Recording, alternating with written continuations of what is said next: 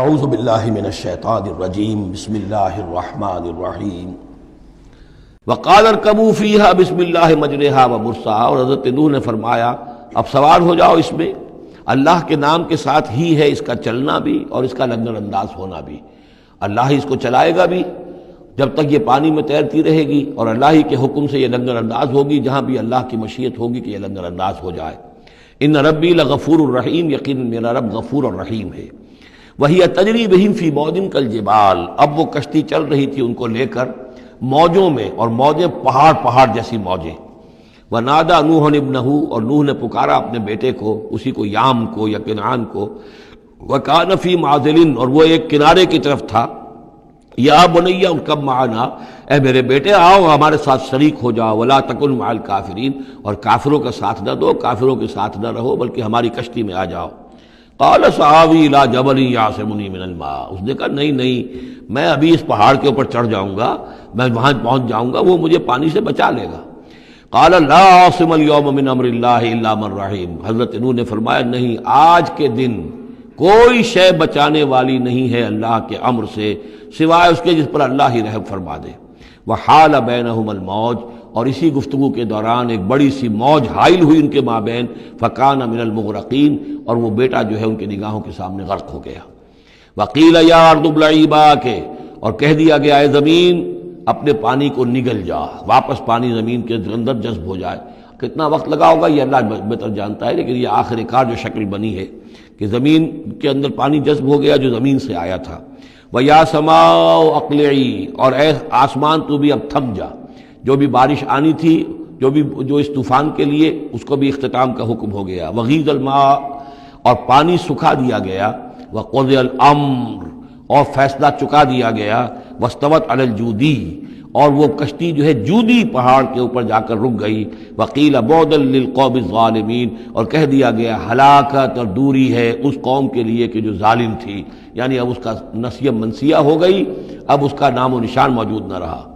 وَنَادَى نُوحٌ رَبَّهُ، اور پکارا نوح نے اپنے رب کو۔ فَقَالَ رَبِّ إِنَّ ابْنِي مِنْ أَهْلِي، انہوں نے کہا پروردگار میرا بیٹا میرے اہل میں سے تھا، اور تیرا وعدہ تھا میرے اہل کو بچا لے گا۔ وَإِنَّ وَعْدَكَ الْحَقُّ، اور تیرا وعدہ سچا ہے۔ وَأَنْتَ أَحْكَمُ الْحَاكِمِينَ، اور یقیناً تو تمام حاکموں میں سب سے بڑا اور سب سے منصف اور سب سے عادل حاکم ہے۔ قال یا نوح انہ لیس من اہلک، انہوں نے اللہ نے جواب دیا اے نوح وہ تمہارے اہل میں سے نہیں ہے۔ انہ عمل غیر صالح، اس کے اعمال، اس کا کردار، اس کے عقائد، اس کے نظریات غیر صالح ہیں۔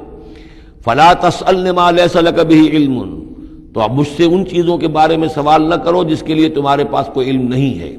انی اعظک ان تکون من الجاہلین، اور میں تمہیں نصیحت کر رہا ہوں کہ تم جاہلوں میں سے نہ بن جاؤ۔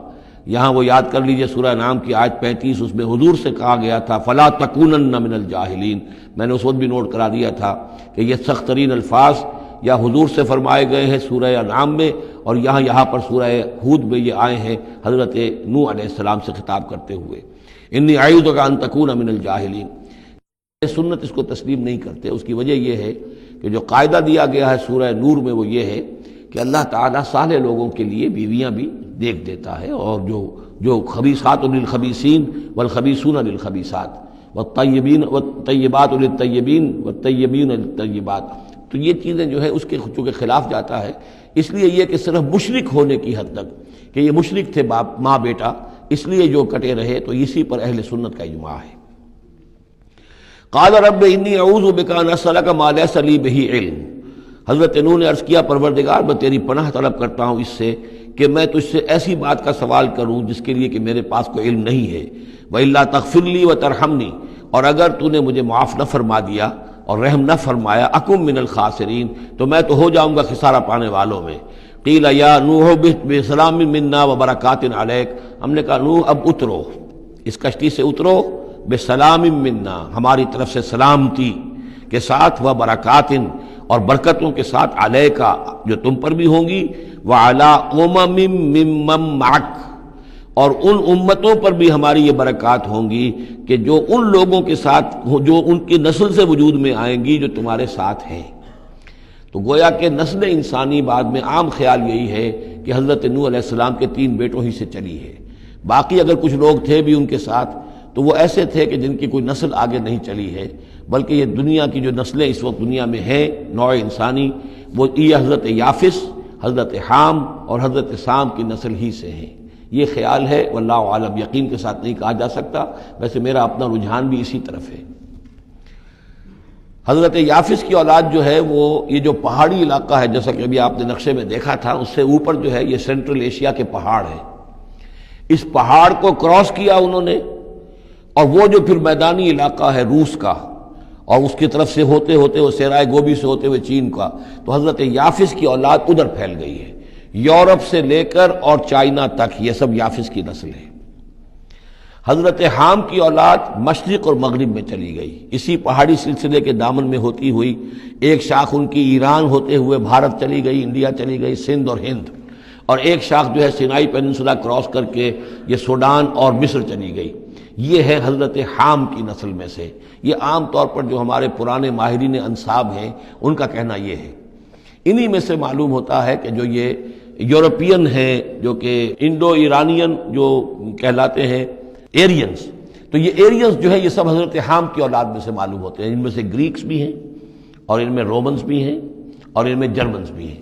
باقی جو ہے نسلیں جو ہیں یہ اینگلو سیکسنز، یہ ہیں حضرت یافسی کی نسل سے، جو اوپر سے جا کر اور یہ اسکینڈینیوین کنٹریز سے ہو کر پھر نیچے اترے ہیں یورپ کی طرف۔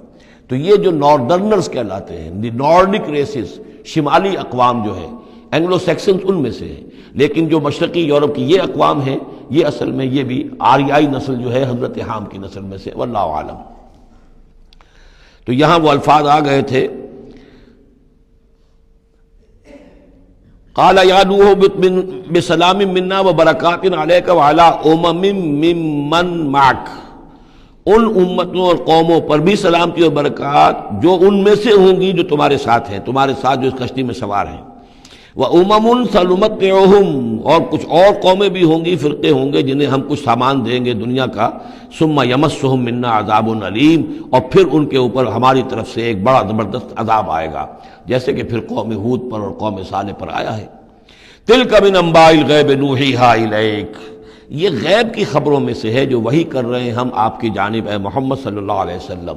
وَمَا كُنْتَ تَعْلَمُهَا أَنْتَ وَلَا قَوْمُكَ، اور نہیں جانتے تھے آپ ان کو، نہ آپ نہ آپ کی قوم ان سے واقف تھی، من قبل ھذا، اس سے پہلے، فاصبر، تو اے نبی صبر کیجئے، ان العاقبۃ للمتقین، یقیناً آخری انجام جو ہے وہ بھلا ہوگا اہل تقوی ہی کا۔ صدق اللہ العظیم۔